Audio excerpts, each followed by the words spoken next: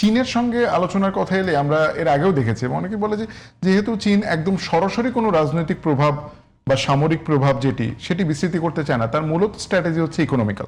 এবং এই কারণে যে আমরা সবসময় আমাদের বড় বড় অবকাঠামো আগেরগুলো চীন সেখানে এঙ্গেজড, এবং আমরা দেখেছি যে ঋণের বিষয়ে চীনের সঙ্গে অনেক দর কষাকষি হয়।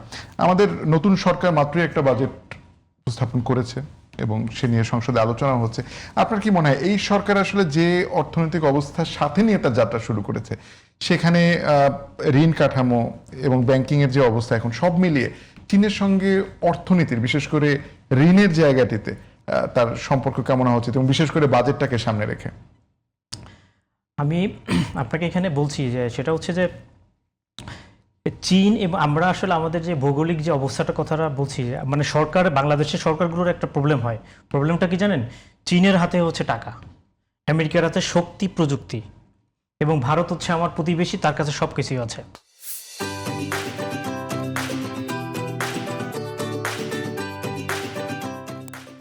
এখন প্রবলেম হচ্ছে যে চীন যে আগের নীতিতে চলতো, চীন কিন্তু সম্প্রতি কিন্তু তার সেই নীতিটাকে চেঞ্জ করেছে।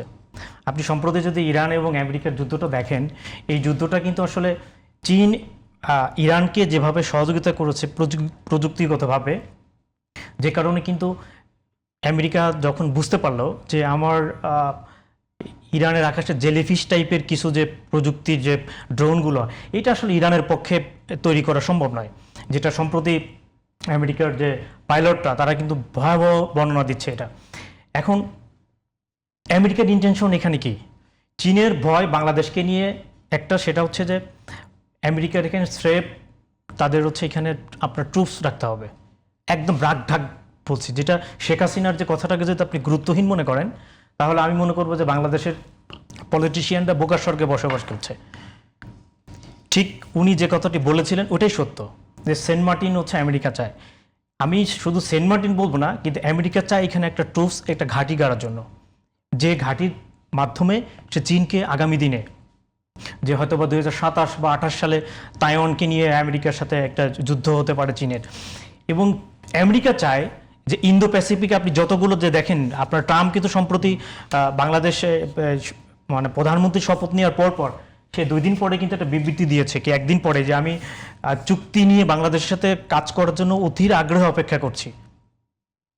আমেরিকার প্রেসিডেন্ট বাংলাদেশের প্রধানমন্ত্রীর শপথের পরে সে এমন একটি ধরনের মানে মন্তব্য করবে, এটা অভিনন্দনের সঙ্গে আমেরিকার ডিপ্লোমেসি তো ওইরকমই। যেমন আপনার জো বাইডেন যখন শেখ হাসিনাকে চিঠিটা লিখেছিল, তার মধ্যে তো এই ধরনের কিছু থ্রেড ছিল, কিছু বিষয় ছিল। আমেরিকার ডিপ্লোমেসি তো এরকমই, আমরা শ্যাল উইল অনেক কিছু আমাদের এখনো, আমাদের যারা এখনো এটা বুঝতে পারে না, আমেরিকার যে তারা শ্যাল উইল ব্যবহার করে, এটা আমাদের দেশের যারা কূটনীতিতে বড় বড় ছাত্র, আমি ছোট গিয়ে দেখেছি, তারা এই জিনিসটাই বুঝতে পারে না চুক্তির ক্ষেত্রে অনেকে।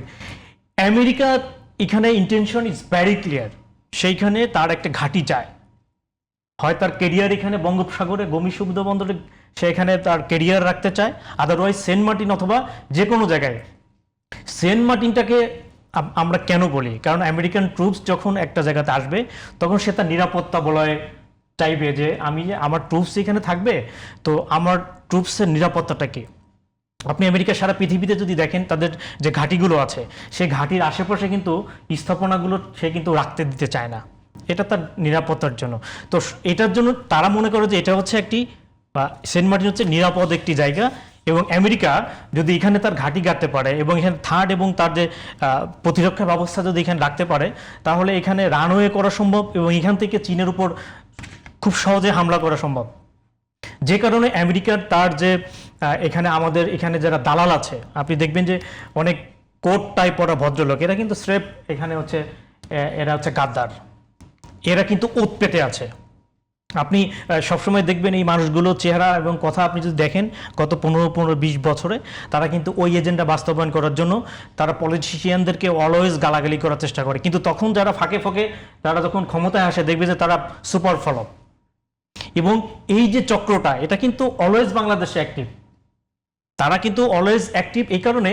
এবং এই চক্রটা যদি একবার ক্ষমতায় বাংলাদেশে যদি চলে আসে, আপনি মনে করে দেখেন, বাংলাদেশের স্বাধীনতা সার্বভৌমত্ব কবে আর আমরা আপনার উদ্ধার করতে পারবো সেটা কিন্তু জানা নেই। কারণ আপনাকে মাথায় রাখতে হবে আমেরিকা এবং ভারত যৌথভাবে যদি বাংলাদেশে কোনো ধরনের যদি আপনার তারা এখানে যদি অবস্থান গ্রহণ করে, তাহলে কিন্তু আমাদের পক্ষে সেখান থেকে উদ্ধার হওয়া কিন্তু খুবই ডিফিকাল্ট। আপনি দেখেন মিশরে আব্দুল ফাত্তাহ সিসি যে মুসলিম ব্রাদারহুডে তাকে কিন্তু আপনার ক্ষমতাচ্যুত করে ফাঁসি দিয়ে সিসিকে আমেরিকা এবং ইসরায়েল বহাল তবিয়তে এখানে তার ক্ষমতা কিন্তু, এবং এখানে আপনার আন্দোলন করার কোনো সুযোগ নেই। আপনি যদি মিশরে যেয়ে থাকেন দেখবেন প্রত্যেকটা মোড়ে 8টা কি 10টা করে আপনার পুলিশের ভ্যান থাকে। কোনো মানুষের পক্ষে সম্ভব না একটা মিছিল করবেন, কিছু করবেন, কোনোভাবেই সম্ভব না।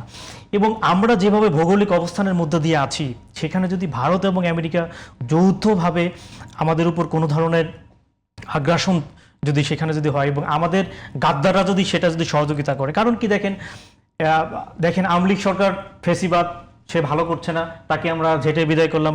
আগামী দিনে বিএনপি ভালো করবে না, এ ধরনের গল্প যখন বিএনপি করবে না তখন আর কি আছে?